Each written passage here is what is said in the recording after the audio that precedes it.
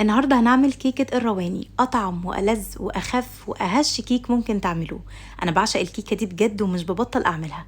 في 3 دقايق بالظبط في الخلاط بتخلص معايا بسرعة جدا، نتيجتها فظيعة، بتطلع خفيفة وزي الأسفنجة وطعمها ما يتشبعش منه بجد. حاجة كده سريعة وطعمها حلو جدا، مش محتاجة غلبة ولا مجهود، ولو لأول مرة بتعملوا كيك هتطلع معاكم بالجمال ده. تعالوا نشوف هنعملها ازاي. اول حاجه انا هستعمل الخلاط موجود في كل بيت، ولو مفيش خلاط كمان تقدروا تستعملوا مضرب يدوي. في الخلاط ضفت 3 حبات من البيض، كوبايه من السكر، وبنفس الكوبايه ضفت كوبايه من الحليب، بس اللقطه دي ما كانتش موجوده معايا فزودت كوبايه حليب من نفس الكوبايه، وبنفس الكوبايه برضو هاخد كوبايه الا ربع من الزيت. هضيف نكهه برتقان، تقريبا معلقه صغيره من نكهه البرتقان الخام، ودي بتتباع عند اي عطار. وهزود 3 معالق كبار من جوز الهند.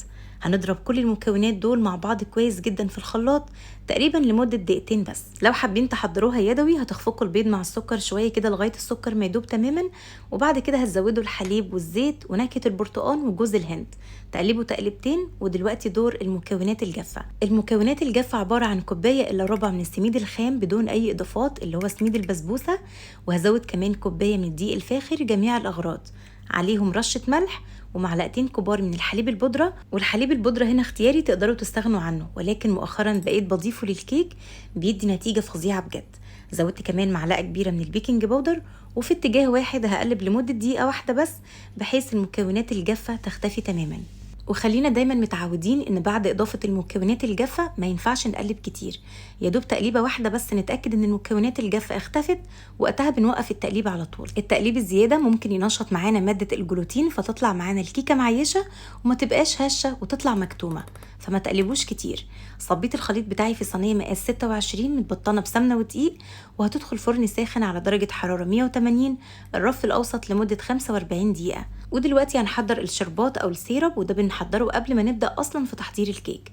عبارة عن كوباية من السكر، كوباية من المية، بنرفعهم على النار لمدة 10 دقايق بس يغلي، نضيف عصرة نص ليمونة، وبس كده بنطفي عليه على طول. الكيكه بتاعتنا خرجت من الفرن، مش قادره اقول لكم ريحتها هتجنن ازاي. سقيتها بالشربات، طبعا سبت الكيكه لغايه ما بردت، وبعد كده سقيتها بالشربات وهو ساخن. اهم حاجه العكس، يعني يا اما الشربات يكون ساخن والكيكه بارده، يا اما الكيكه تكون ساخنه والشربات بارد، حاجه من الاتنين. هنسيب بقى الكيكه تهدى تماما تماما، وبعد كده نقطعها. واكيد طبعا من تقطيعه السكين ملاحظين ان الكيكه طريه جدا وهشه قوي كمان.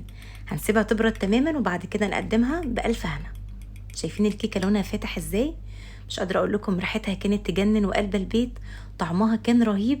انا طبعا زينتها بجوز هند قبل التقديم على طول، اخدت كام قطعه كده ساده من غير جوز هند علشان ابني مش بيحبه، وبس كده.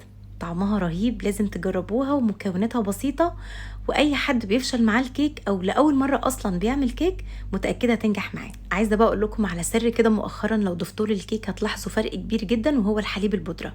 ده جه معايا صدفه بصراحه، اضافته كانت صدفه بالنسبه لي، ولكن بقالي فتره مستمره على نفس الخطوه دي، ما بقتش استغنى عنه في الكيك. بيخلي الكيك طري جدا ولونه فاتح وهش قوي قوي. جربوا تضيفوه لكل انواع الكيك، سواء حتى الكيكه الاسفنجيه او كيكه الرواني، كيكه الشاي اليوميه اللي هي كيكه كل يوم عادي، هتلاحظوا فرق كبير جدا. وبس كده انا خلصت الوصفه بتاعتي. متنسوش لو عجبتكم تعملوا لايك للفيديو، متنسوش كمان تقولي رايكم ايه في التعليقات، والسلام عليكم.